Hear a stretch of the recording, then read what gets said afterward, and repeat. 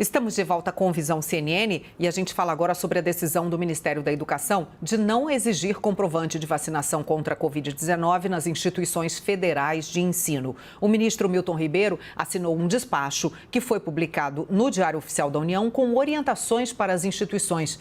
E a gente conversa sobre esse assunto agora com Marcos Davi, presidente da ANDIFES, que é a Associação Nacional dos Dirigentes das Instituições Federais de Ensino Superior, e também é reitor da Universidade Federal de Juiz de Fora. Muito boa tarde, bem-vindo ao Visão CNN.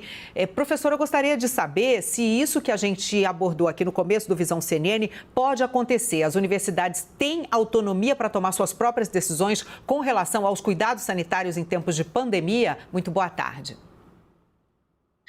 Boa tarde, Carla. É um prazer estar aqui participando. Sem dúvida nenhuma, a questão que você traz é a que mais nos preocupa hoje nas universidades.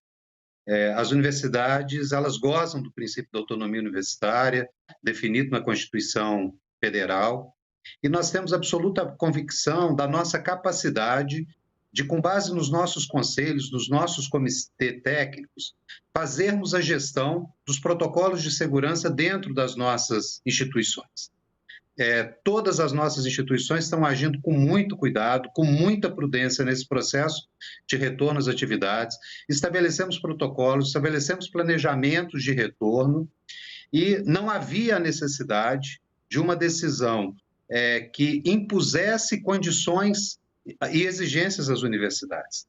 Nós somos capazes, tanto pela nossa capacidade técnica, quanto pelo princípio da autonomia, de traçarmos os melhores caminhos para as nossas instituições nesse processo de retomada.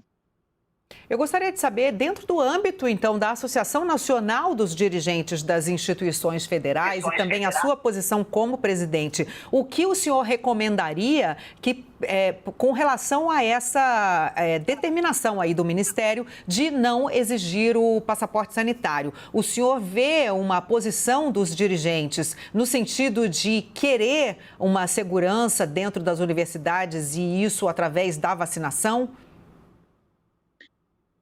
Carla, é importante destacar que a realidade das universidades são bastante diversas. As universidades, justamente baseado na sua capacidade de autogestão, elas avaliaram cenários diferentes e tomaram decisões diferentes.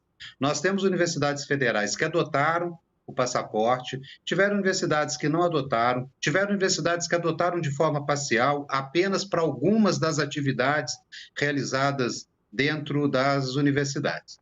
Então, é natural que as consequências dessa decisão também vão gerar de forma diferente nas várias instituições. As instituições que estão adotando o passaporte, elas vão ter que avaliar agora como lidar com esse processo de decisão. Aquelas que, obviamente, não haviam adotado, não estarão sofrendo impacto algum.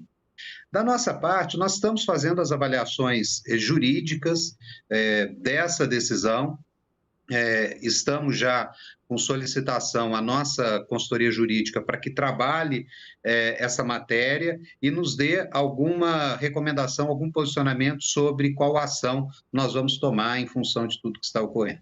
O senhor teme que haja algum tipo de retaliação por parte do Ministério da Saúde às instituições que, por exemplo, optarem por exigir passaporte da vacina?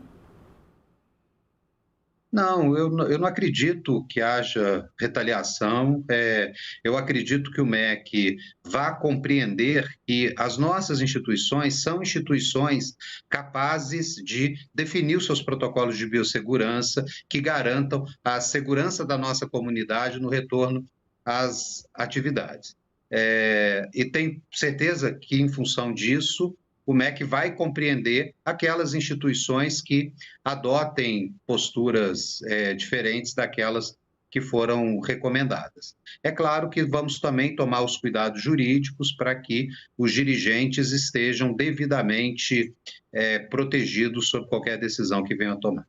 Peço desculpa, até fui avisada aqui que eu falei Ministério da Saúde e era o MEC, é o Ministério da Educação, porque é um assunto de saúde, eu acabei fazendo uma certa confusão. Agora há pouco, inclusive, com o nosso analista Gustavo Uribe, a gente estava falando sobre a questão da adaptação, da adequação das salas e dos ambientes das instituições às novas exigências de ventilação e de espaço para distanciamento entre os alunos e funcionários. Isso já é uma realidade? Houve uma adaptação dos prédios, das instalações dessas instituições? Há alguma ação no sentido de trazer mais janelas, mais ventilação natural para os ambientes? Carla, nessa matéria também, as universidades estão lidando de forma diferente com o assunto. O que eu poderia dizer é que os comitês que foram criados nas universidades, eles atuaram em várias frentes.